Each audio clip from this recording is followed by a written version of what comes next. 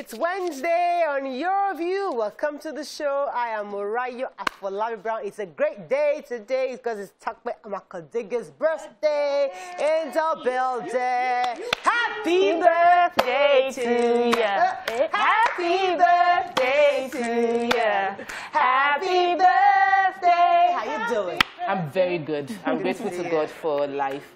So all through this year, there's a song that's been ringing in my head. I'm always listening to the song. This is a Natch song, There's an Overflow. And honestly, the song just mirrors my mood today. So I'm very grateful to God for life. I've gotten plenty of messages already. Yes, they've been doing the countdown, but today is the real day. Thank you for the love. All the posts, you thought maybe it was today is the day. And then after the show around 12 o'clock, I'll be going to Monkey Village. It's a local place where a lot of less privileged stay. Like it's a shanty around the Keja. I will be giving away 100 shoes and clothes and food for people there. So if you want to just tweet, we can go together. I'm not doing any party. There's no ceremony. We're just going to do that giveaway. And then I'm grateful. I'm grateful that I was able to make this happen because I just kept thinking, what am I going to do? And the idea just dropped. Yeah. After the giveaways, what are you doing? I'm going back home. Cool. Okay. I'm sure there's something you guys planning at home. I told you, like, I did not plan anything. So but Oga will surprise you. Oga? Surprise me. God will help you to surprise me. Anyways, I'm not a good surprise person. Fine. I'm doing fine. Thank you. So yesterday I met someone, right? I met someone and I was just thinking, I went to the person's house, we had a conversation and everything. And when I left and I thought, you know, in this day of where everybody's afraid of things happening, how did I just do that? And I was also thinking the other person too, she'll be thinking, how did she let someone into her home like that? But sometimes... A stranger? Yes, a stranger. We met online. And there are things that we had to do together. Oh, I was so happy to... It was such a good meeting. I was so happy to meet her. You know, sometimes you meet people and then you click. And it's like, oh, fantastic, you know. But I just thought of the many times we say to people, oh, be careful, you did not take, no, not even the missing out. You did not take the necessary steps you're meant to take. But sometimes you just don't even think about it. You're just, you never envision that there's going to be, you just trust your instinct. Or you don't even think that there will be any danger. It was after the meeting I thought, wow, that was... old. That was, what is it now? When you do something by faith, you know. Yeah. I was like, but it was a good meeting, and I loved that I met this person. Did you have a new friend? Possibly? Yes, I did have a new friend. Nice. How are you doing, Obiajolo? No. No. See, I'm very genuine. No. I don't hide it. See, to all of you. See, your space is here behind the heart, or there's a key, and the key is back. Okay, now. How you doing, though? I just want to celebrate Tope today. Oh. She's a very wonderful friend. She's not you. She's not you. I mean, I tell her my mind. But she's being consistent in being a lovely friend. Oh. She's hardworking. She inspires me. I know we are peers, but I look at her and I'm like, if this girl can put in the work like this, what is stopping me from doing that? She's inspired me to do so many things.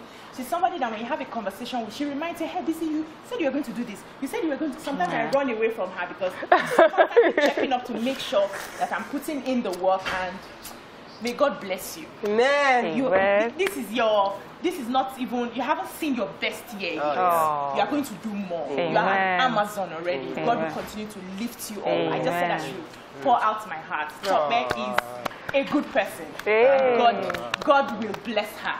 Amen. Amen. Amen. I was actually, so what happened last night, I was composing my speech to post. And I was thinking, because if there's any, I don't know Tope as long as you have, or probably, but if there's anybody that has seen Tope's process and growth, I think it's me.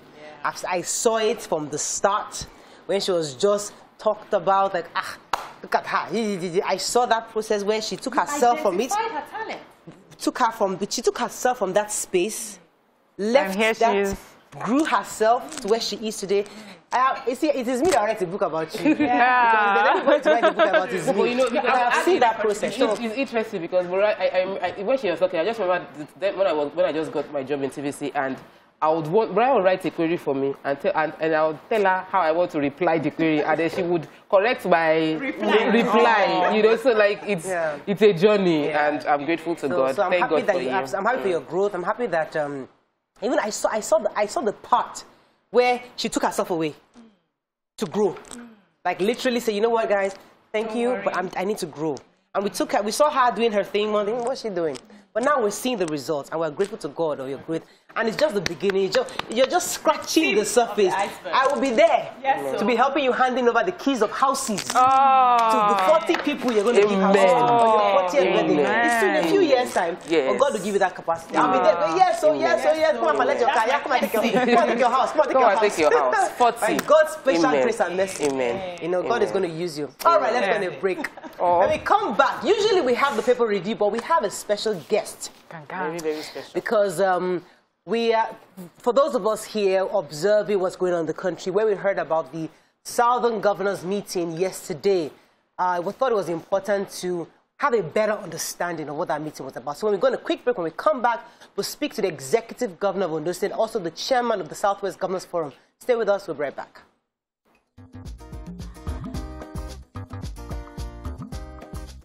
Stay tuned. Your View will be right back.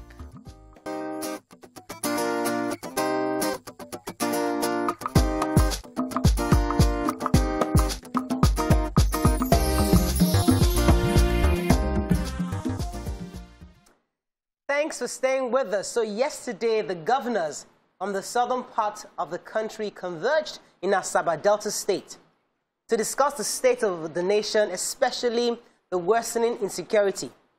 So joining us to discuss the communique reached at the meeting is the chairman of the Southern Governors Forum, Rotimi Akeredolu, the Executive Governor of Ondo State. Welcome to the show, sir. Thank you. Let me just make a correction, if you don't mind. Yes, I presided over the meeting yesterday, but we don't have a former chairman. So I presided over the meeting, and let me just clear that, so I don't put on a toga that is not mine. It's not yours. Thank you very much for that. All right, so we've seen the 10-point agreement in the communique that was sent out, and it was rather instructive.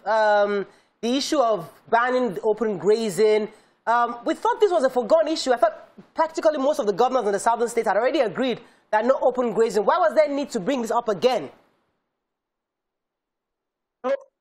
It was brought up for emphasis sake.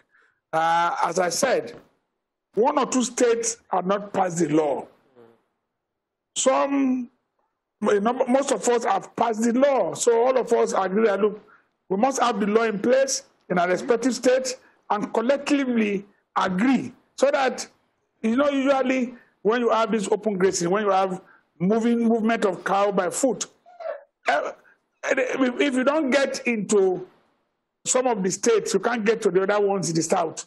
So if it's banned in Osun and it's banned in Oyo, particularly, and it's banned in Ondo, we border the Edo, Osun borders also, we can always put, at least at the borders, cut it off before they come in. Right. Yeah, so, Mr. Governor, people also talked about the fact that you wanted to review, federal appointments to reflect the federal character in different agencies, especially security agencies. How do you intend to go about this, knowing that the president has the sole responsibility to, appoint people that he wants to appoint? No, we agree with Mr. President. We totally agree with him. Appointments are made by the president is at his own mercy, no doubt. But all of us know, what we were addressing is the constitutional provision all of us are bound by the Constitution. The Constitution makes it clear that appointments should reflect federal character. So that's the point we have made. Right. We are not going to force Mr. President to appoint any particular person. He will appoint. But there must be federal character. It must reflect. Yeah. So, sir, Mr. Governor, the main aim of that meeting really is because of the present state of our nation, the insecurity, violence everywhere. And there was something that made the front page based on your meeting. It says that we're advocating for restructuring and not, I loosely quote it, and not separation or secession. Could you please explain that? Because I find that many people have that conversation, you know, like, what is it exactly? So what are we asking for exactly, and how would it play out? Now, what we're asking for very clearly is so simple. There are a number of, our deliberation was on the agitation in the country. There are people who are agitating for a break up of the country. That's, to us, that was extreme. We do not believe in separation. And I tell you, all of us who came yesterday were resolute that, look, one Nigeria indissoluble is what we believe in. And that we all stand, we have a better opportunity, we stand to gain more if we remain together. But that this association must be guided by some rules, and that we must now go ahead to formulate these rules afresh. What we have now in many areas are not working. When you talk about the issue of security, all of us we all agree that, look, to have a multi-level police system, the time is now. We cannot have one single command police system in this country.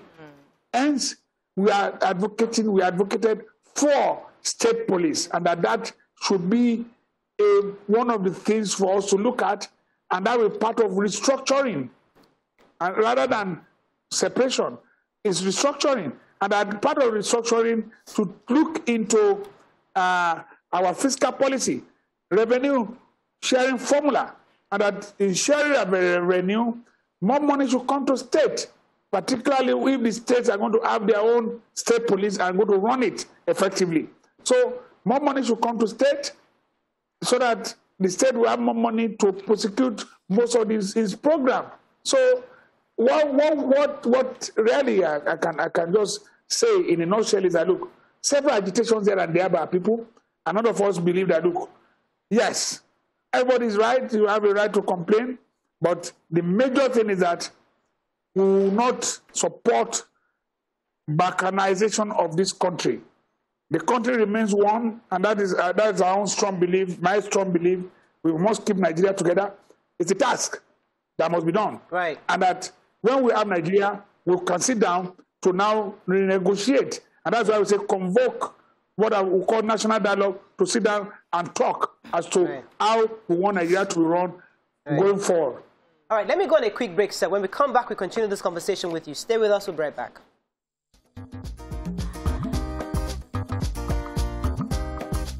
Stay tuned. Your View will be right back.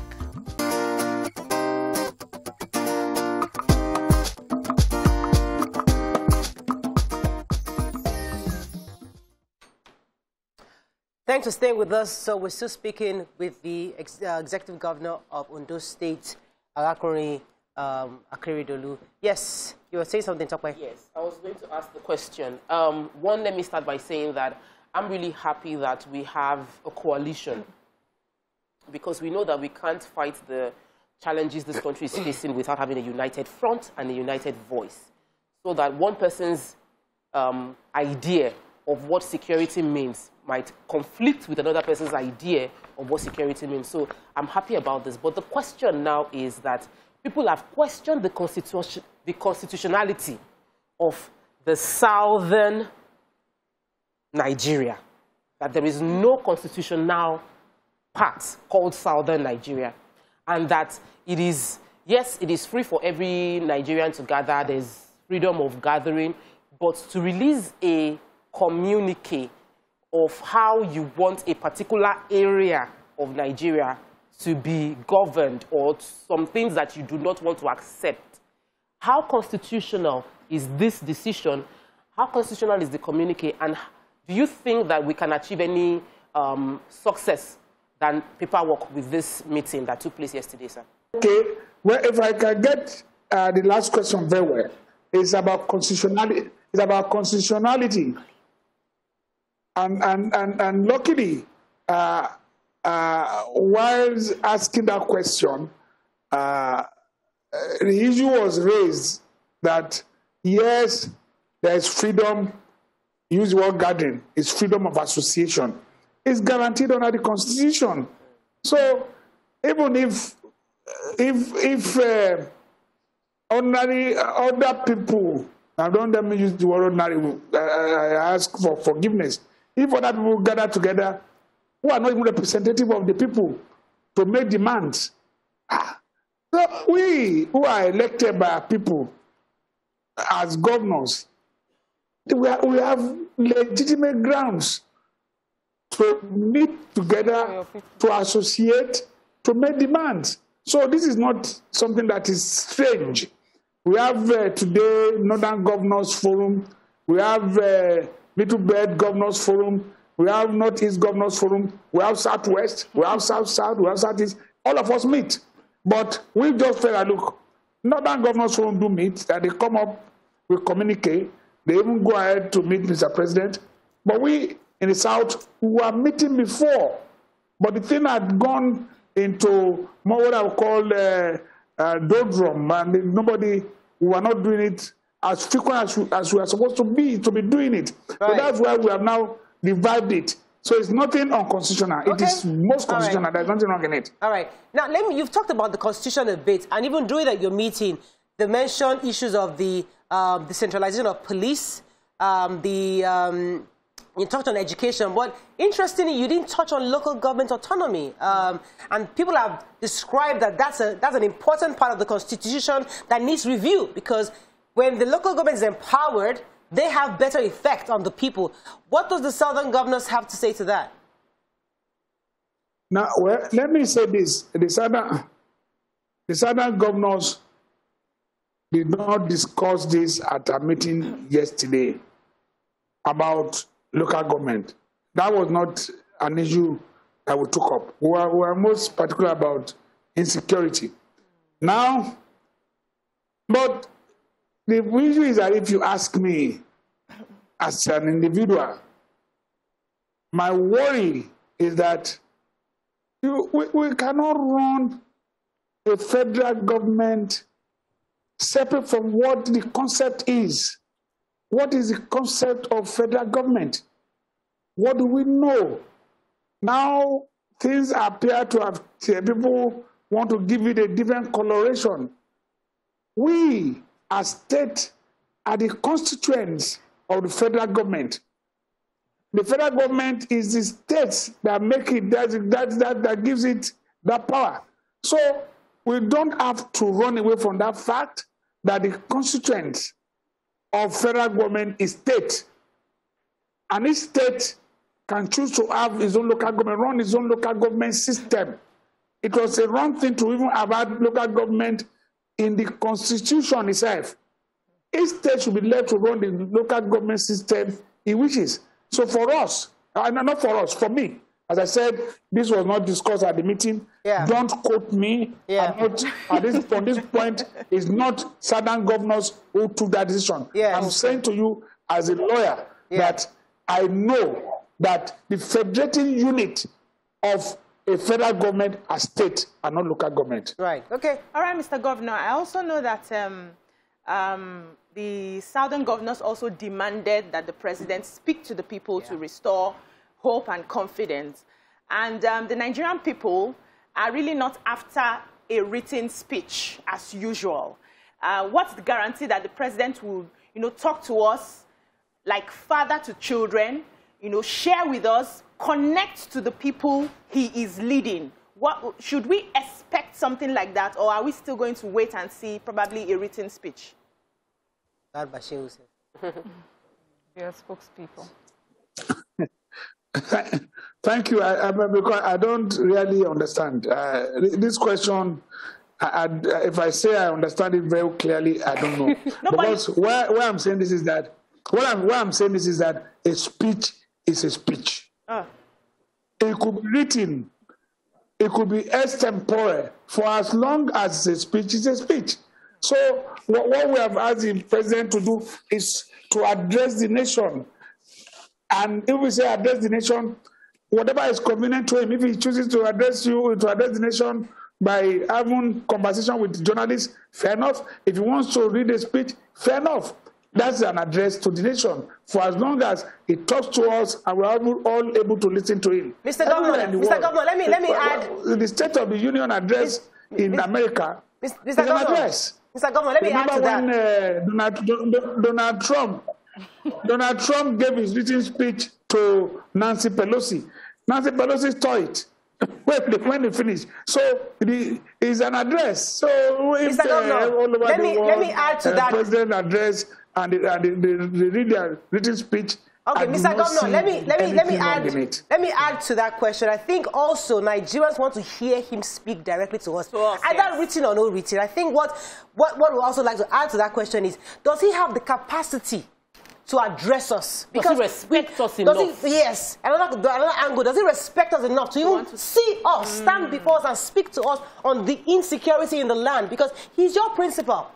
Do you think he has the capacity to do so, or is he refusing to do so for certain reasons? I'm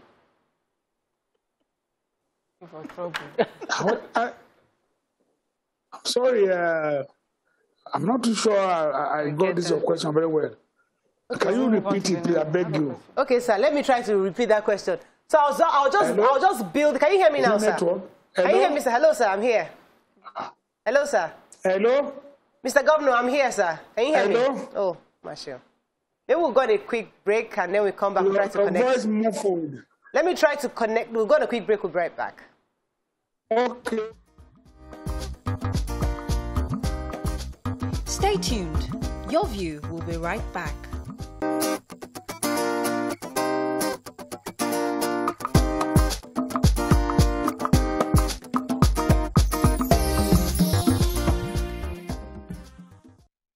Thanks for staying with us. Mr. Governor, are you still with us? Yes, I'm with you. Are you hearing me? Yeah, very clearly now.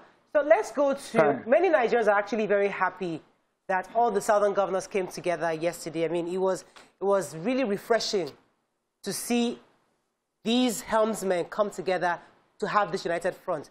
Are you hopeful that the 10 points that you put together, this communique, would actually be addressed by the federal government? Well, I mean, we have put it out and we are sending the communique because it was signed by all of us.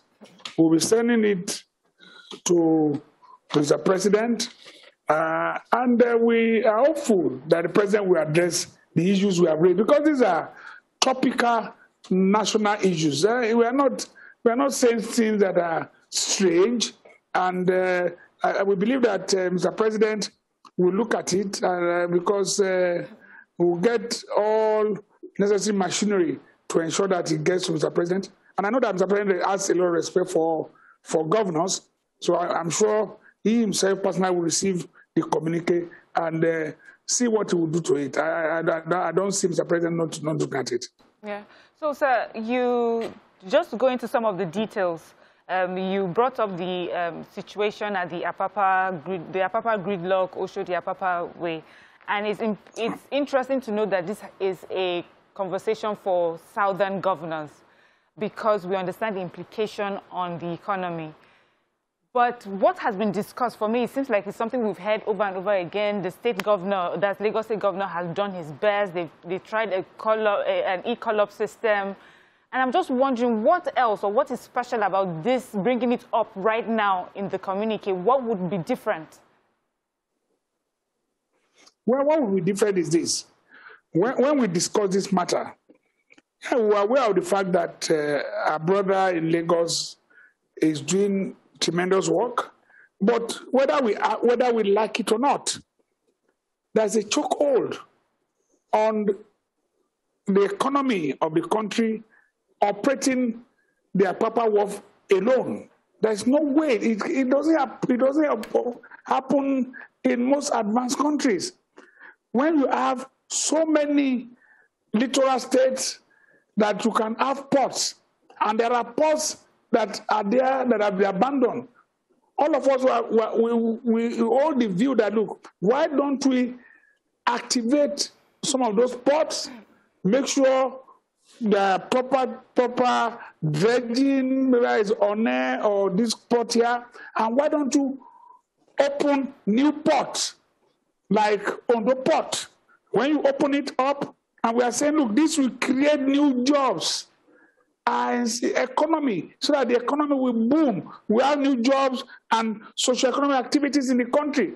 Anywhere we have port, there are a lot of jobs to be done. So we believe that, look, when we decentralize this and have ports over in a number of our states that border the littoral states that we have in this country, Ondo, you have Ifogun once, yes, if it's not too near Lagos, go down to Port Harcourt and Co., get more ports in Warri. So activities there will create jobs. Economic activities will really improve. So that's why we said this. It's important to us.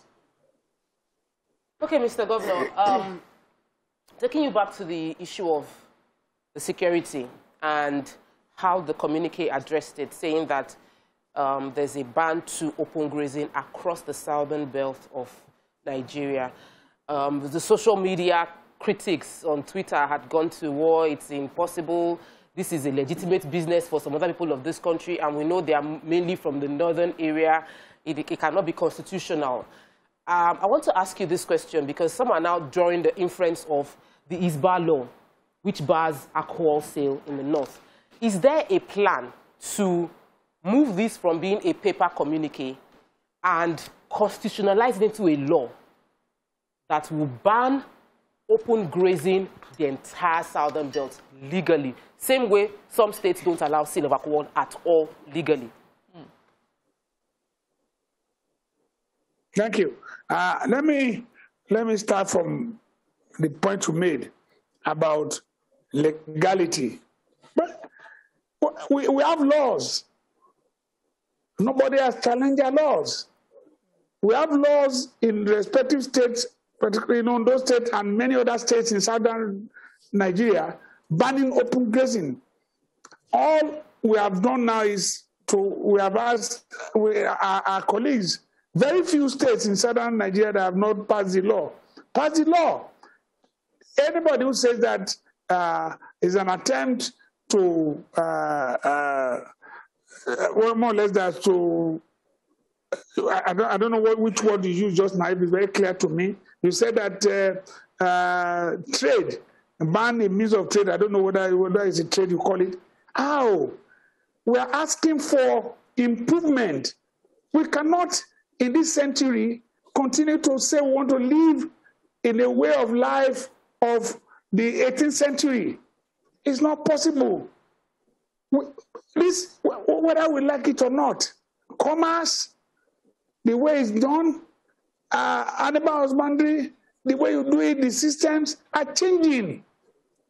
So to continue to have open grazing is like saying to us that, okay, why don't we put down, not have light? And no NEPA should exist. We should not go back, get Ogusho and lantern and be putting up in the night, because that's what our people used to use. Times must change. We are the ones that would let them know. And if you have listened to the governor of Kano, Ganduje, very well, he's a Fulani man. And he said to us that, look, he once was a herder. He was following cows, not all over the country for his own parents. But that he had the opportunity and went to school. He had a PhD now. He's a doctor. So, and if every Fulani man remains a herder, how would there be progress? And he says to us, he has said so openly, and I've heard that, look, there must be ban on open grazing, and that his own people must have to take it, because you cannot continue to live a life that will endanger your family. The Fulanis who are others today, they don't feel safe. Their children don't go to school. We, the governors have, particularly where they have come from, have responsibilities for them.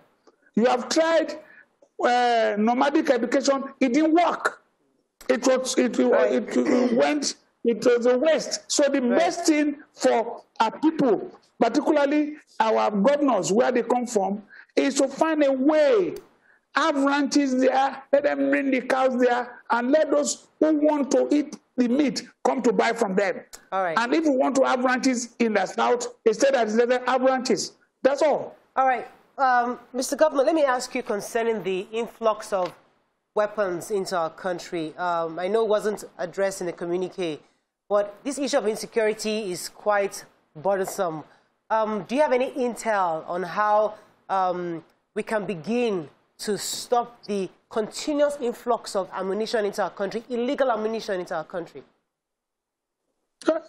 I think efforts have been made by the security, and we must commend them, because there have been in a few areas, even trailers, there have been circumstances at the border where they have apprehended and arrested trailer load of ammunition. I think the only way to stop this is to make sure that, we have a porous border, is to make sure that our border are properly manned so that people don't bring in ammunition. The only other problem we had is that I read about the helicopter that they said was that brought in ammunition recently. That is a dimension that I am surprised that our airspace is also porous, that any helicopter can just fly in and bring anything without us knowing. That is a dangerous trend. I believe that if we properly secure this country and get our borders properly manned, then we can prevent influx of ammunition into this country. But there's so many ammunition in this country, in private hands, private militia, they are there. People are funding them, people are bringing ammunition to the country. Then our security system must wake up. That's all. All right, Mr. Governor. So the communique also discussed the influx of armed headers into the southern states. I just want to know, was there a plan on how the southern governors can better protect their states and not allow this sort of influx of armed headers? Oh, yes, armed headers was also discussed. And usually, by the time you take away open grazing, headers are gone, whether armed or unarmed. So, but we hammered on the fact that Mr. President has said it once, that anybody found with AK-47 should be arrested. So because you don't need to herd your cows with gun. So anybody found with AK-47 should be arrested. And what we have arrived at is that we must make directives to the police, get the military, get our own security networks. I mean, we have Amotekun in the southwest.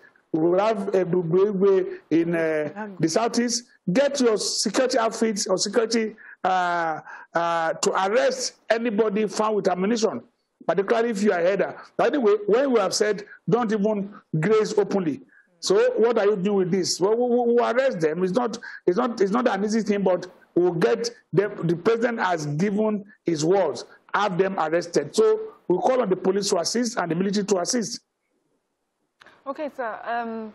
One of the faces of insecurity and what we're facing is also that people tend to use ethnic, religious things to incite, each other. And so sometimes when we hear that the southern governors have put in place a certain structure for how grazing should be carried out or how people come in and come out, or you see on the pages of papers how they say, oh, a certain group of people from a part of a country have been sent out of a state. what sort of relationship do you have with northern governors when it comes to issues like that, so that you can come and step in front of a rumor, you know, or an insightful comment to say this is the reason why we're doing it, and we're doing it in collaboration with our counterparts either on the south or on the east? Well, we have a good relationship with our brother governors in the north, and I know that they understand our position. Our position is very clear. Nobody is asking a particular tribe to leave a particular region. We will not do that. Everybody is welcome. We are saying criminal elements. If there are criminal elements who have Yoruba stock in Kano, flush them out. If there are criminal elements who are of Igbo stock in Kaduna, drive them out. Are you going to harbor criminals because they are from a particular tribe? No. This is where we stand. Now look, do you know how many Fulanis are in the southwest doing legitimate business? Nobody is going to bother them. And I remember somebody once said, I think it was Chief Adebanjo, he made reference to my good friend, Aliko Dangote. He's a Fulani man, he's not working freely in Lagos. No, who can drive him out? We are benefiting from his investment and co. The whole country is benefiting. Who will drive him out? He's doing a legitimate business. But are we going to now allow criminals, people who carry gun and kidnap, and you say because they are from a particular place, you allow them to stay? No. We are not, nobody is going after any tribe. You are free to stay anywhere in the country. Quick one, sir. You are free, like a freeborn. But where you have criminal intent and we find out that you are criminal, you will be flushed out. Quick one, sir. I wanted to quickly ask another legal framework for achieving constitutional review. Now, we know we have 51 senators that are representing the southern Nigeria zone, and they have ability to push for constitutional review and constitutional reforms that would document this communique. Is there a plan for the southern governors to talk to their representatives and senators to document this legally in the National Assembly? Well, there's a plan afoot. As if you were at a meeting. I mean, this question is relevant. The meeting had discussed that we are going to arrange a meeting presently to meet with our legislators. And the way I look at it appears that it might not be easy to move their own mountain to Mohammed. I think Mohammed will have to go and meet the mountain in Abuja. And I think all the governors will meet with them to discuss the import of this communique and cooperation among us for them to assist in achieving whatever seen through to the import of this communique. There is no way we can do it without our legislators. And I think they should expect us.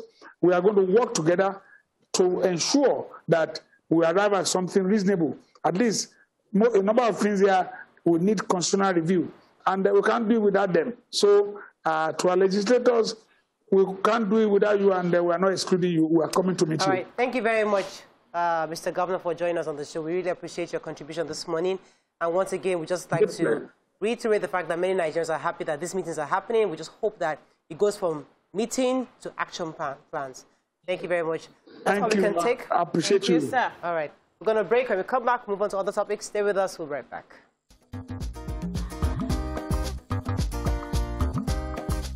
Stay tuned. Your View will be right back.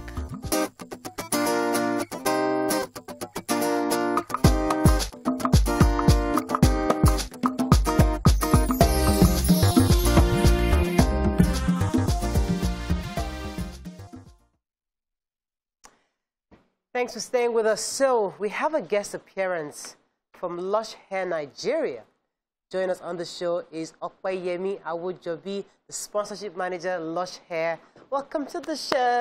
Good morning. It's so, you know, it's fun. I'm happy being in the midst of beautiful, creative, intelligent women. You guys are making Nigeria wonderful and great. Wow, okay. We like people that and being compliment us. the Lush Balogun in the midst of beautiful ladies. Yes. Come on, we women, we Nigerians. You know, what are we talking about? How you doing? I'm very well, thank you. Happy holidays to you guys. Thank you. It's ordinary you're working. How do your husbands cope?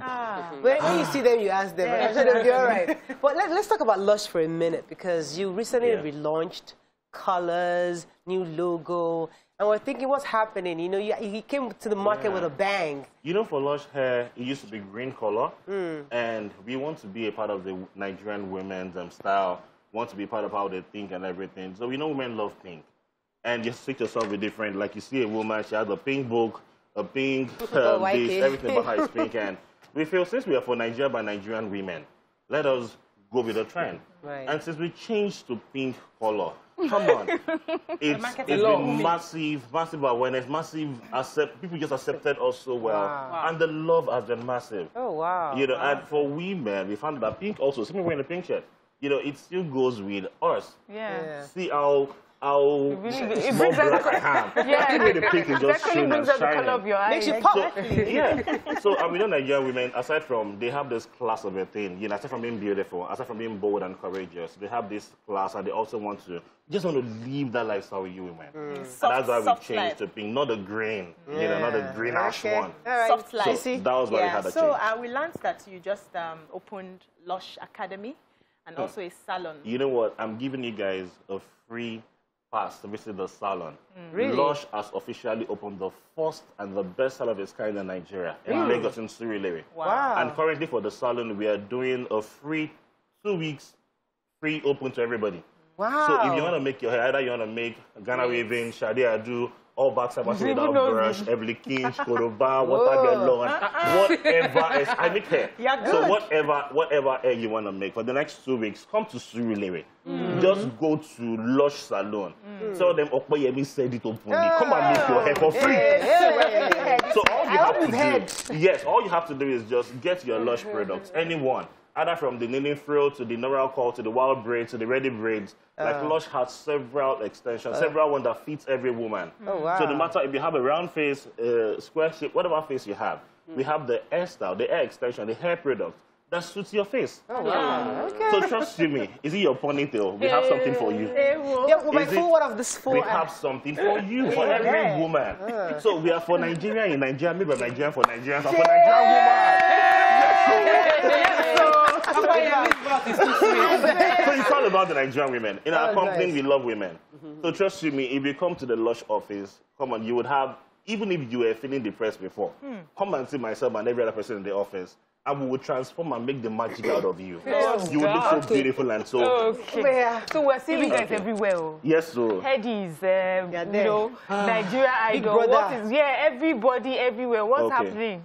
So just the way you would wake up in the morning and eat, want to wake up and think about Lush. Oh my God. It's not sponsored our own show now. I'm giving you guys your show. Yes. I'm here on your view now. What else do you want again? I'm here for the rest of the year. So call me tomorrow, I'm here. Anytime Lush is here. It is for, see, this Nigeria, you need Lush has come to stay. We are Lusherizing you. Okay, so for all these events that we are currently doing, you know, it's, aside from coming for the serious event, at the red carpet, let us give you a free goodie bag now. Let us give you, there's no one you will give a product. You don't want to sell hair in the market now. They'll now give you 2 to make your hair, or a wild braids.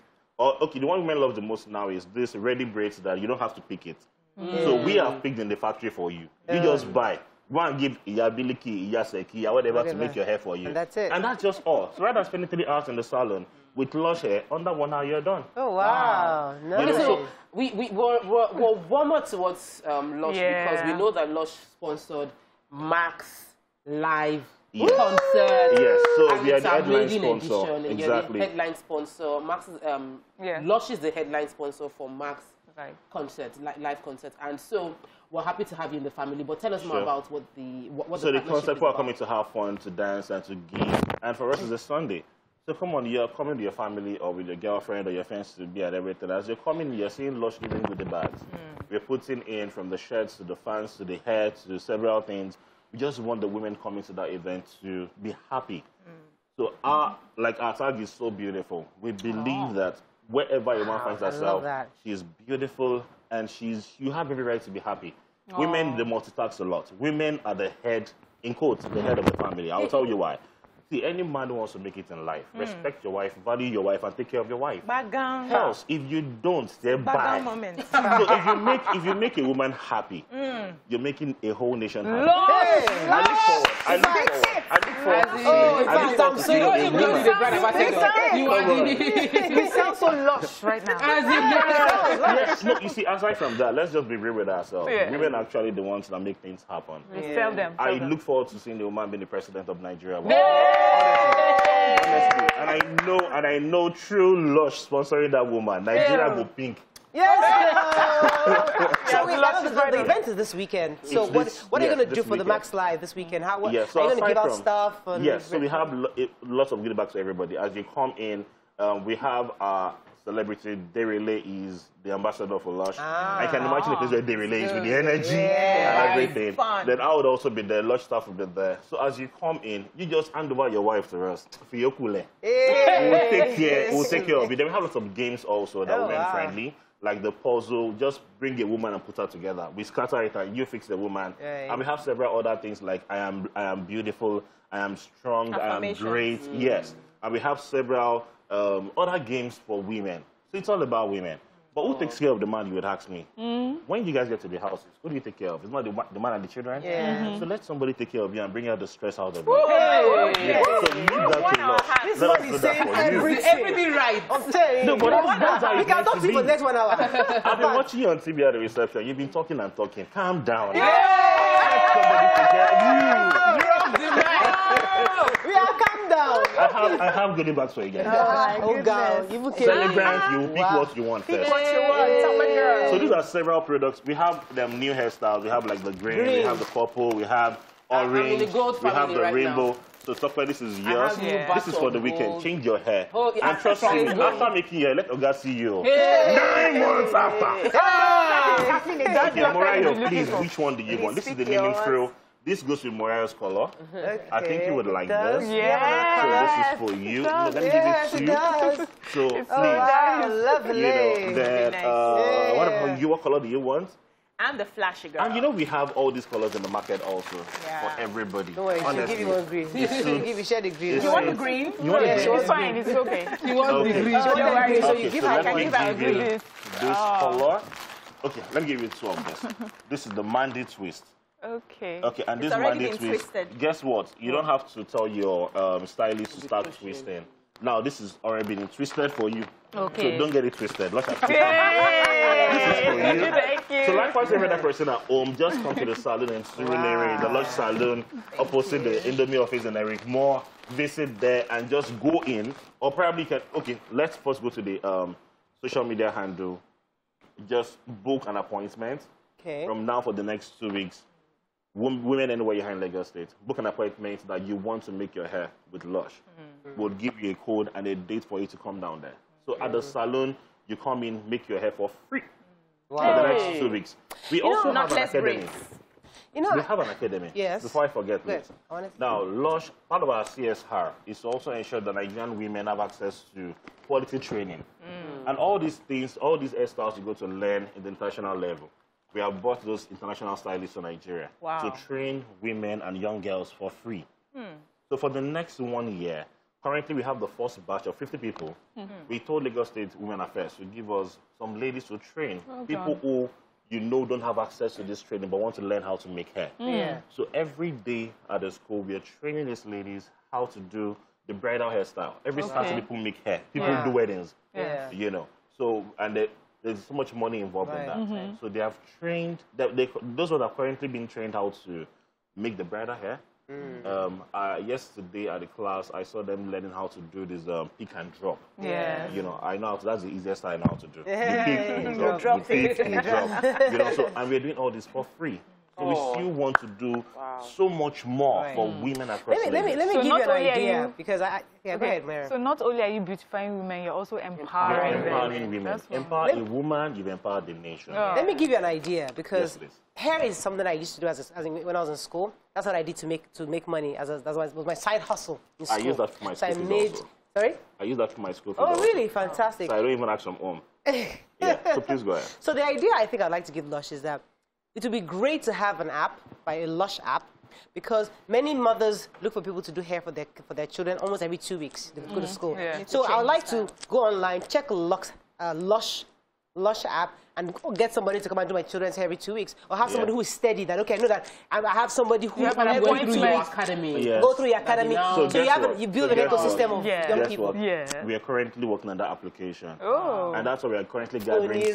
We are getting stylists in different local governments. Okay. The first thing is to register people. Okay. So we are getting you the stylist who is the closest to your location. We are working. Stop giving our secret out. Yes.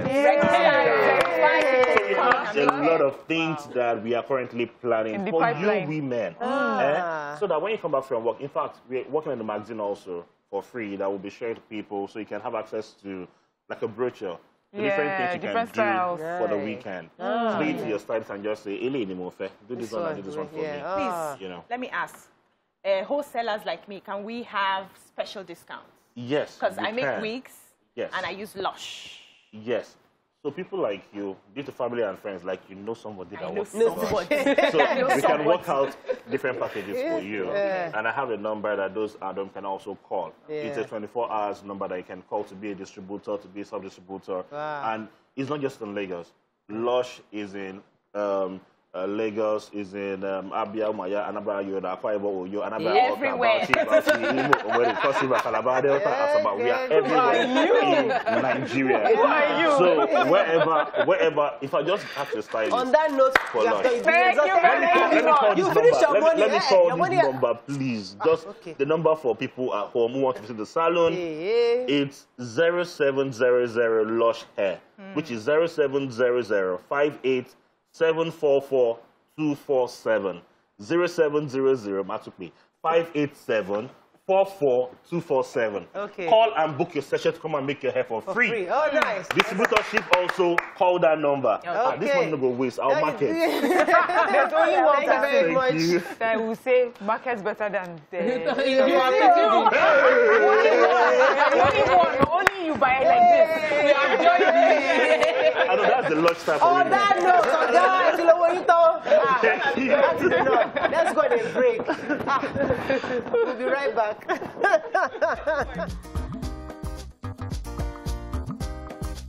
Stay tuned. Your View will be right back.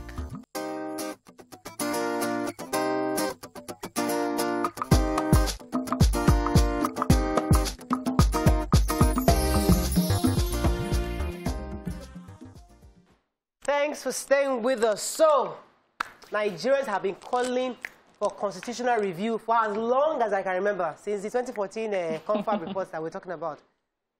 So now we got an invite from the Senate of the Federal Republic of Nigeria saying that May 25th and 26th, they're going to be having a zonal public hearing. Let me read exactly what the invite says. It says, the chairman and members of the Senate Committee on the Review of the 1999 Constitution cordially invites the general public and all government functionaries, civil society, professional bodies, and other interested persons to the public hearing on the proposed alteration to the provision of the Constitution of the Federal Republic of Nigeria, 1999 Constitution. Now, you and I know that if there's anybody that's talking about constitutional review are Nigerians. Yeah. Everybody has an opinion on how the Constitution should be reviewed. Issues of resource control, issues of education, issues of policing, local government autonomy. These are the various issues that people are talking about. So we would like Nigerians to call in this morning and let us hear your thoughts on this. If you'll be willing to attend, I mean, towards the end of the segment, we'll tell you the address where they hope to have these various public hearings across the country and all the various zones, the 6 political zones. But according to them, the issues they will be talking about, let me state a few, then I'll let the lady say the others. There's gender equity, increased participation of women and vulnerable groups in governance. So we've had that issue repeatedly saying that we don't have enough women represented in all our public offices, and we need that to be constitutionally done. A lot of women lawmakers have tried to push this forward, but they've had a pushback from their colleagues, and so there's a public hearing to come and discuss it, and it'll be a good time for civil society, women groups to come out at this time to come and express your interest and demand that review. For me, it's number 16. Okay, number 16. Constitutional roles for traditional rulers. And I believe that we've gotten to that point in this country where there's a bit of, even when we asked the former, the governor, Mr. Governor for Ondo State, there was a bit of constitutionally the local government is not clinical. Each state was able to choose the local governments. I feel that until we empower at the lowest level, traditional rulers, these have personal relationships with the people in their community. They have ownership. They understand the culture. They want to preserve the culture of their community. When we give them a constitutional role, we would have more ability to control the security challenges down into all the villages within our country. Yeah, for me, it's number 3, local government administration, local government autonomy. You know, I think that local government chairmen should be elected by the people. So they should be people that are known, people who have influenced their community. And the citizens of every community, they have a right to pick who they want to lead them, not just being appointed by the state government. I know that they're talking about delisting, you know, the local governments from as a third tier, yes. You know, but then even at that, I think even when the states have ownership where they can create the local government, I think they should be given that, you know, leverage to operate as a government on its own, so that the people within the grassroots can relate directly. We have a problem of not knowing who is leading us, not connecting to our leaders. So, but with that local government autonomy, I think we can solve that. So staying on that a bit, so are we saying that if we are to attend, are we going to push for delisting? Therefore, the states have that authority to be the one to pick the number of local governments that's required by their population. Because what we have right now is a recognized tier. And then the federal government is the one that recommends how many local governments you can have based on what their capacity. But if we agree on this delisting and we insist on delisting, it means that the states will be the one to create the various local government based on what the capacity has got population and their revenue ability. Yes, I agree with delisting, because it's the states that know how many local government that they need according to their capacity. So, but even after the delisting is done, it's important that the local government is given control to be able to run the affairs. They can always, you know, report to the state, but then they should be given that control. It's not the state that will be appointing their own person to run the local government. So delist it, let the states have control of it, but let the people elect their leaders. Yes. Okay, which one of the reviews would you like to see? Electoral reforms that will make INEC deliver transparent, credible, free and fair elections, political parties, and that's number 7.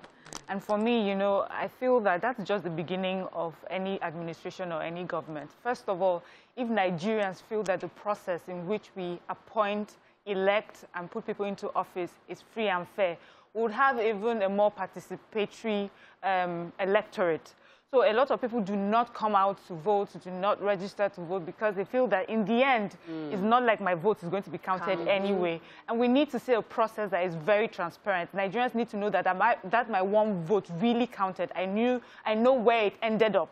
Who I voted for is who that I see my vote end up with. We need to, I know that there are a few reforms that are being pushed right now towards the 2023 election. And for what I see right now is good, because it's asking for, you know, more participation. So we're getting more polling units and making it accessible to people who they can vote. Then I also like the fact that they're already doing, there's going to be registration starting very soon. So that is also important, where there's enough time for people to register to vote, to make sure that all that's necessary for election period has been put down. So for me, that will be something I'll be adding my voice to. All right, let me go on a quick break. When we come back, we continue this conversation. Stay with us, we'll be right back.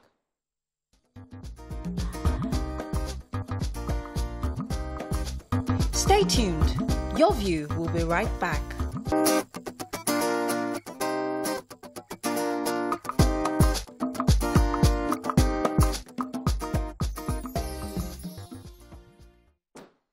Thanks for staying with us. We're still discussing what we'd like the government to review in our constitution, especially now that they've called for inputs from civil society, general Nigerians, an invite for us to come and discuss the various parts of our constitution that we need review on, because this has been part of the issues we've raised concerning insecurity, the fact that certain regions, certain groups feel marginalized, they feel they're not being equally represented in the scheme of things. Yeah. And a constitutional review, even seeing it and seeing that the fact that they're involving Nigerians can begin to change the perspective of Nigerians towards these things. Let me just read this tweet.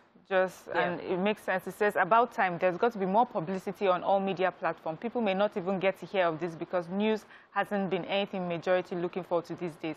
So that is important, because I don't know how many, I haven't heard about this beyond, you know, our circle. And some of the people have discussed it outside this too. It was the first time that they had seen it when I sent it to them. Right. So I think that government needs, if you want more participation, we need to do better and make. Now, there was a number 9 that I thought was interesting. The issue of residency and indigenship. I think that's really critical, because I remember the Governor Ganduje had said that, according to him, said there was a memo issued on the issue of indigenship, saying that that should be removed from the Constitution and requalified, so that those contributing to the socio-economic development of their areas of residence should be regarded as indigent. Yes. So that has been an issue. I mean, and I'm happy that Governor Ganduje has said this earlier, but this is an issue where people always have that problem of being recognized. They'll tell you state of origin. And you're thinking, I was born and raised here, I work here, shouldn't I be recognized as an indigent of this state? So these are I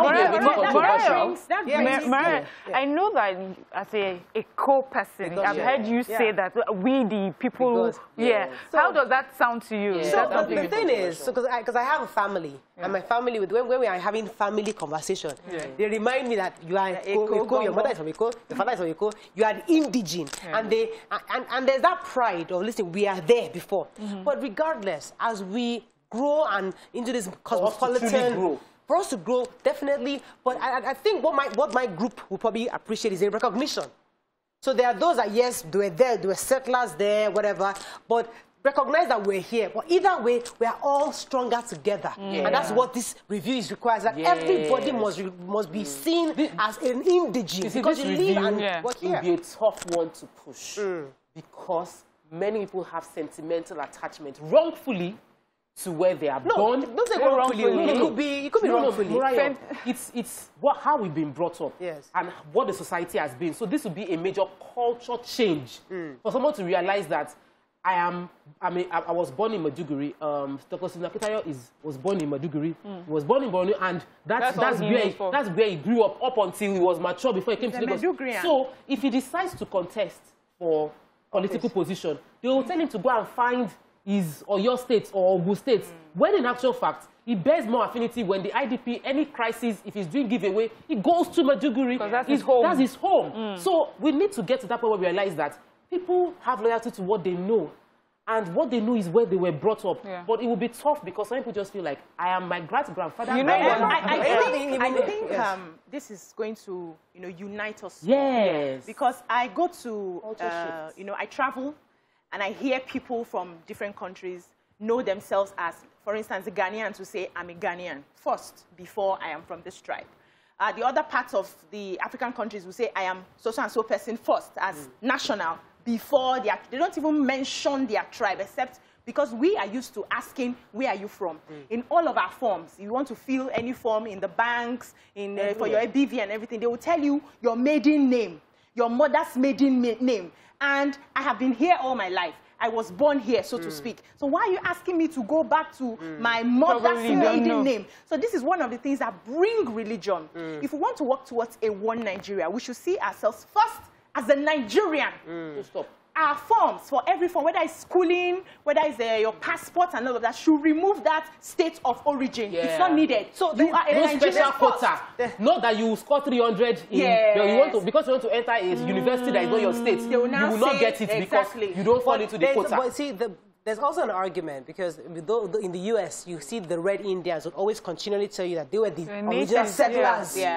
You know, so although Americans are coming, well, I'm American, but the owners of the land will tell you that we were there before they're the natives. So there'll continually be that friction between those who are there and those who came. So, and I think what will be great is the recognition. Once you acknowledge, preserve it, that yes, these were the original settlers. Either way, we are here together. So is that recognition that is lacking, that many people seem to have issues with? You're right. In many ways, I think we're all right. So the world, in an ever-changing, ever-evolving world with intermarriages, because I keep wondering, there are so many people who are originally Igbos, but they speak Hausa so well. Right. That's all that they know. And then you have people who go off to NYSC. The reason, on one side, the federal government has created something called the NYSC, where people come from different places, they meet, some of them intermarry, and then you give birth to these children, and then one day something happens and you're saying, you are not from this place. So do I go with my father or do I go with my mother? So we have to put that into consideration in an ever-changing world.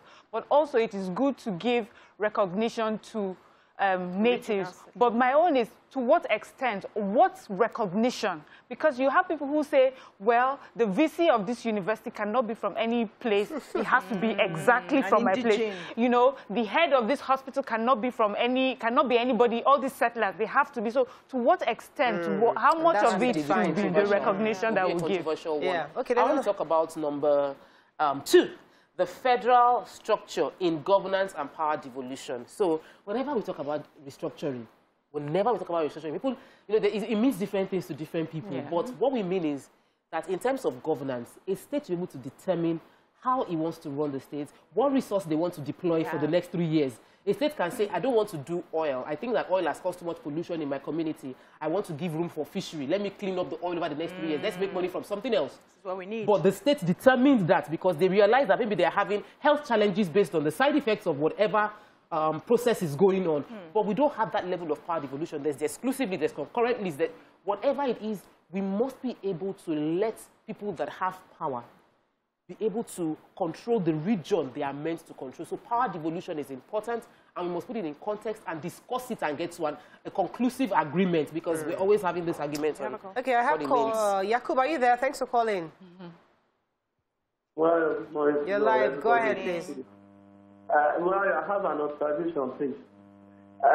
The observation I have this one is that, please, Mario, anytime you bring on, especially governor or minister, the people that is head of power in this country, please, I would like you to give us some time to talk to the power, because I've been trying to talk to the governor of Ondo State when he was other side then, because he said something, and then I can relate it to this very particular topic, because I was so born here when I heard him say that it was state that made the federal government. And then, in other words, the state can only choose to have any local government, or to even cut it off. Morayo, why? Why? Because if you say that the local government should not be, and then the state should have opportunity either to appoint or to elect. See, Morayo, the state, we need the local government to be in this state, because those are the people that are closest to the masses. Let me give you a typical example here. Here in Dope, there is one road from St. Joseph down to number 1. That road was so bad, so the extent that you dare not go to against the local government to complain that the road was bad. The local government chairman would not have turned you back and tell you that that road belongs to state. And then by that, I can tell you, Mr. Governor, that the local government made a state. If you can say the state made a federal government, include the local government made a state. Yakub, let me explain something to you. You remember when the first Democratic governor of Lagos State, Asiwaju Bola Ahmed Tinubu, when he came and he met 20 local governments in the state. Do you remember that time? Then he tried to get additional 27. Now, okay, sorry, he's not the first. I do apologize. He's not the first Democratic governor. It's actually Jack Kondi. My brain just took that up. Anyway, Asiwaju Bola Ahmed Tinubu's time. Now, the point is, what Governor Ondo was saying is that the states are the ones that can determine how many local government they need.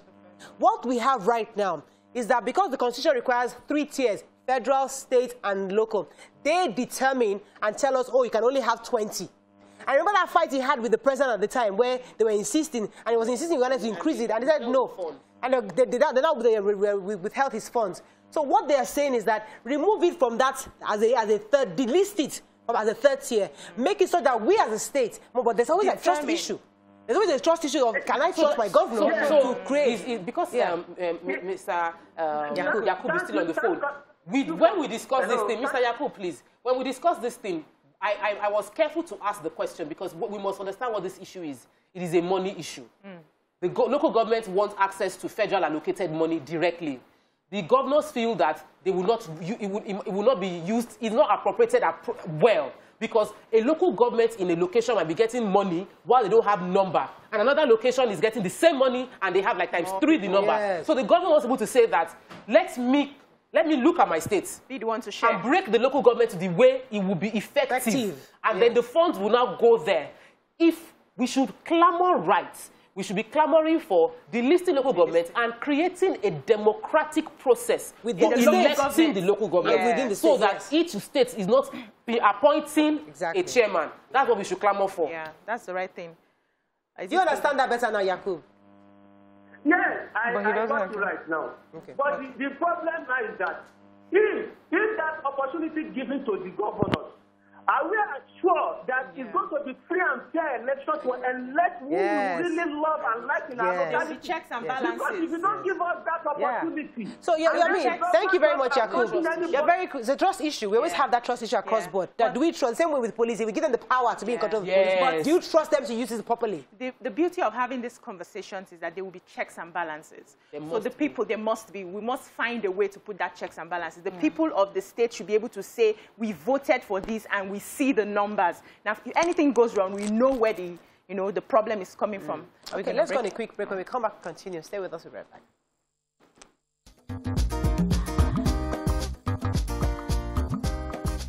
Stay tuned. Your View will be right back.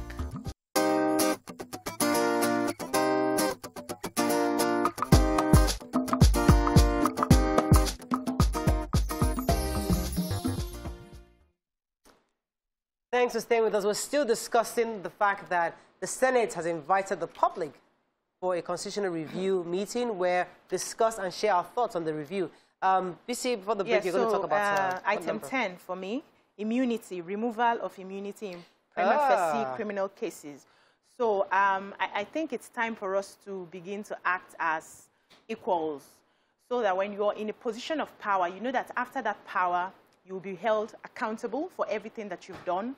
You can be probed, you can be prosecuted if you actually have carried out criminal activities while you were in power.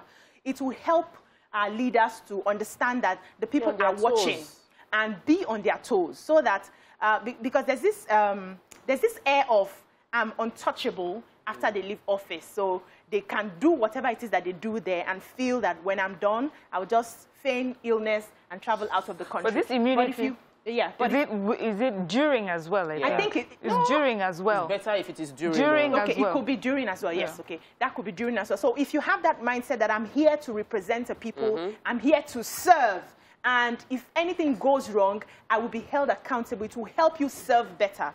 So I really like that part. Yeah, well, I guess that also would mean that number 6 has to be very important, judicial reforms, and also number 13, strengthening the independence of institutions. So, of course, you need to have a viable, strong, independent judiciary for you to be able to prosecute the executive or the legislature for whatever criminal activities they will have carried out during their tenure. Let me take Hassan. For the governor, when we had him, that they didn't discuss the fact that the judiciary was still on strike. Yes. And it's a major issue. Hassan, are you there? Thanks for calling. I'm here. You're live. Go ahead, please. Good morning. Good morning to you all. Please, I would like to make a comment about 2 things. The outcome of the southern governors, and secondly, about the indigenship. The outcome of the one thing I point out there about security, I don't have a problem with them. I don't have any problem with them. But where we have a problem with them is about this Apapa law. That means they don't even know what is happening in Apapa. For you to come out, all of you, to be talking about Apapa Green Law, a typical case of corruption fighting back. I'm really disappointed with them. The problem with Apapa is the problem of government agents, the MPA security, the police, the Navy, and all the people involved, state actors, are the ones, are the problem of Apapa Green Law. If you can fight that one head on, everything will be over. It wasn't like this before. People have now turned that green law into a business to the extent that some people are going home with 2-3 million a day. How do you expect it to end? And these are government agents, private individuals inside. And you are telling me they are not coming over here to come and be telling us. The Lagos State government should be up and doing. Yesterday we heard of LAFMA and police fighting over who to take the extortion. It's a serious problem. If Lagos State government and federal government are ready, it will go in a jiffy. Secondly, Mr. Hassan, not to reply, not to defend the governor, but he clarified something. He said that the push is that they should open up other ports. If Ondo port is active, if there are like 5 ports where there are viable options to get your goods into the country, automatically Apapa will decongest. There are some things that you might not be able to fight the corruption, like the example of we cannot fight the killer headsmen or the gun-carrying headsmen. If we ban everybody, any headsman, you shouldn't be there. So that solves the problem. So this might be another approach to deal with the corruption fighting back. For me, I just feel corruption can be transferred. If you do not deal with the source of corruption here, when you open up the other ports, you're going to have issues like that. So I think it's time for even Nigerians in the diaspora to participate in this conversation because, listen, as much as many Nigerians are always skeptical and feel that nothing might come out of these meetings, but the truth is that we've been clamoring for a constitutional review. And I think it's a good time for us to show our own seriousness in this regard by coming or showing up at the event. I hope they stream it live. I don't have those details. It would be great to have it streamed live so that all the various regions where it's being held, you can actually see, you can participate. You can put your comments in the chat room so that people can actually see it, because sometimes it's like governance is one-sided. People must participate and show that we want to be part of this review process. And these things actually affect us. Interestingly, education is on the concurrent list. So both government and federal government and state are regulating it. However, but there are other critical issues within the educational sector that still needs to be reviewed. You know, and I would have liked for it to be part of what is being looked at, because I know that UBEC is the body that helps out with the basic education, and they have all the various state chapters. And no government, no system, no country can succeed without developing its human capacity. So it is something that there must be a constitutional drive as a goal for this country, that we want to reduce the number of uneducated children we have. We want to increase literacy numbers in Nigeria. You know, so healthcare will benefit from education. When you have quality education, you solve security issues. The capital, what do you call this, a brain drain of our bright healthcare officials will reduce. And other things, infrastructure would improve. But the human beings, you use billions to build infrastructure. And you don't educate the human beings. They break it down. They are hungry. They break down what you have spent millions of naira building. All right, let me take this call. Good morning. Are you there? We lost that. It said there's a 2-day. It was talking about it's a 2-day. Yes, a 2-day event, and I'm thinking, I hope this is properly organized and properly done, and everything should be treated in segments, and everyone knows what the conversation is, where it ends, what the final resolutions are. So it's not just we are coming to come and talk from morning till night, and then we leave after 2 days and nothing comes out of this. So for the North Central, now, if you guys can read from this, so I'll just read a couple. So from the North Central, there's going to be a Just Center to cover the Plateau, Nasarawa, and Benue states. Also in the North Central, they're going to have Mina Center.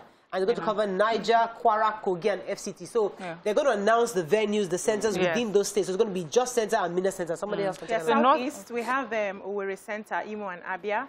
Enugu Center, Enugu, Ebonyi, and Anambra State. Northeast, we have the Bauchi Center, Bauchi, Yobe, and Borno, Gombe Center, Gombe, Taraba, and Adamawa. And Northwest, we have the Kaduna Center, Kaduna, Kano, Jigawa, and Katsina. And then we have the Sokoto Center, Sokoto, Kebbi, and Zamfara.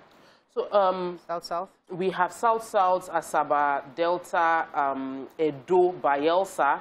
And then we have Port Harcourt Center, Rivers, Cross River, and Akwa Ibom. Southwest, Lagos, Oyo, Ogun, Akure Center, Ondo, Osun, and Ondo.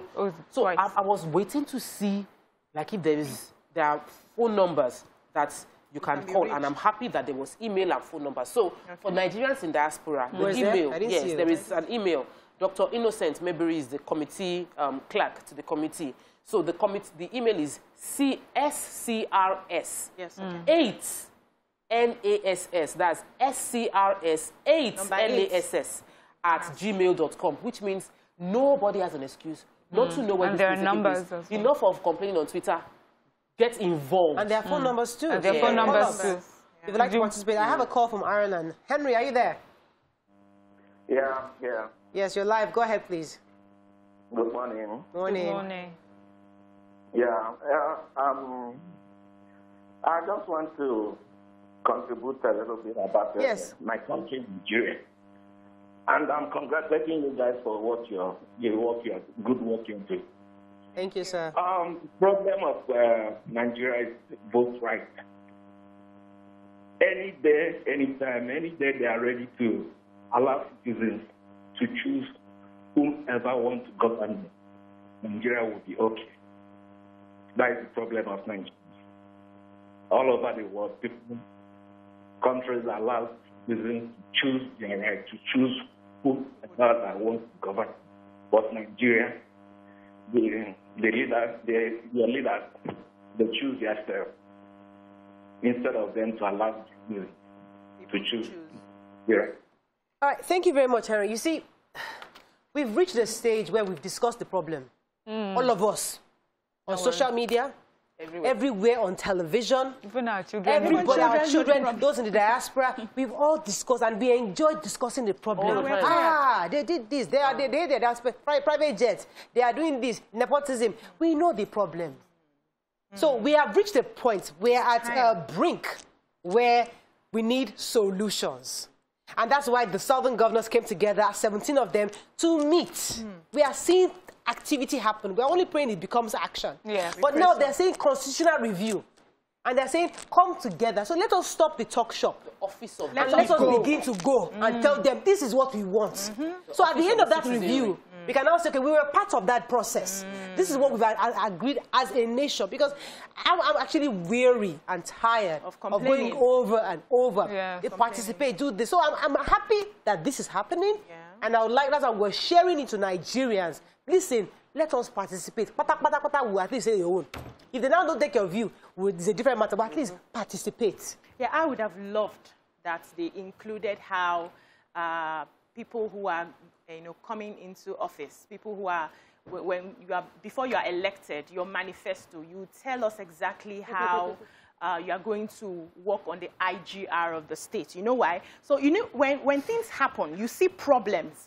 It will be unfair to do things the same way and expect a different result. We now know that the federal allocation is not enough to go around the states. It is to just strengthen the democracy. If you strengthen INEC, we will not vote the wrong person because we will hear a lot of the governors say what they want. They don't even tell us how they want to generate revenue. We don't even ask those questions. We don't ask those questions. So now we are aware to ask those questions, and we want them to put it down so that we can hold you accountable. We know the problems. Let us fashion out solutions to solve the problems. Let's not gloss over it and feel things will change if we do not follow up. I was talking to somebody yesterday, and they were telling me, he said that MARIAM, if I was governor, you know the first thing I'll do? I said, what? I'll first of all build a 5,000 capacity prison. My first job, just build first. Why? After that, I begin to arrest. All of you just throw them inside. Because sometimes, like, there's so many negativity out there that we need to just drive some sanity into us somehow. Yeah, Mariam. Yes, I was just wondering if anyone mentioned number 4, public revenue, fiscal federalism, and revenue allocation. We need to, we now know what, we know exactly where we stand now with revenue allocation, where there's no money. So when you were talking about we need to understand when someone is standing for office, how they're going to generate revenue. Because there's no money to go and stand anywhere and collect. So tell us how you want to bring out the one you have. Okay, I have a call from Germany. Good morning, are you there? I think it's Douglas. Go ahead, Douglas. You're live. Go ahead, please. Don't listen to the TV, listen to me. Douglas, are you there? You're live. Go ahead, please. Are you hearing me? Very clearly. Yeah. I'm not trying to complain. He doesn't want to complain. Oh, my God. I really wanted to hear him. Do you have tweets, please? It would be great to have some tweets on this. Okay, I think Mera says this is so important in building our nation.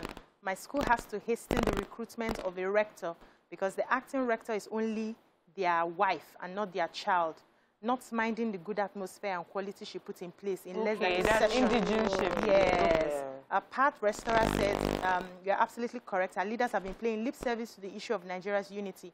They really don't believe in the unity they claim to be promoting. It's worse with the current administration. They only preach unity when they are in power. Olayake says, we also need to talk about the minimum qualification needed for our elected officers in Nigeria. That's what we their mental and psychological ability to govern and also to criminalize vote buying and sharing of gifts during elections. You see, those are the kind of comments we want you to have. Tell us solutions. Don't just say it on Twitter. Participate. Yeah, I would like them to have those things live, and we're seeing 10,000 viewers from around the world. So they know that we're going to employ technology. That's another thing. I really hope so. A bit analog. We have to run, guys. Unfortunately, we're wrapping up, but we have to celebrate Tope before we go. Yay! It's your birthday! Please bring our cake. Where's our cake? We have to celebrate. Happy birthday! Happy birthday! Where's our cake now? Where is the cake? It would be great to have our cake come in so that we can celebrate Tope nicely. No, because... Where is the cake? I already said I was setting it down for TNE because hers was going to be a more landmark. It doesn't matter. And that so every year yes, we're grateful. I will pray that we live long enough to mark such landmarks. But I'm just grateful to God for every opportunity. Happy birthday! And thank you. Auntie already sent me a gift this morning. Like I got my Adidas sneakers. She don't forget. Sing for you. Happy birthday! Happy birthday! Happy birthday! We want to start this year. Happy birthday! Happy birthday! Happy birthday! Happy birthday! The cake is here. So the cakes are coming. Thank you very much. I would have loved for us to open it so that our viewers can see. Oh, I got another cake. So we don't see any brand. They can see the They know that we love Tope. You're highly loved and appreciated. This one was a Revolution Plus. This one looks yummy. The ladies of your view. The ladies, we just want you to just drink alcohol. We don't drink alcohol. Officially. Okay, so we just wanted to just wish you a happy birthday. Many more years, and we'll definitely be posting pictures today. More money in your pocket. More money in your pocket. Yes. More money to give. More opportunities to give. Yes. You know. Can I ask you for a favor? What's that? Can you have a girl, please? A baby girl. Look at me. Let's sign out of the show now. Let's sign out. Like, population. Remember, like, yes, our population. Sign out. It's really nice to have a baby Tope, you know, very sort of feisty like you. Sam.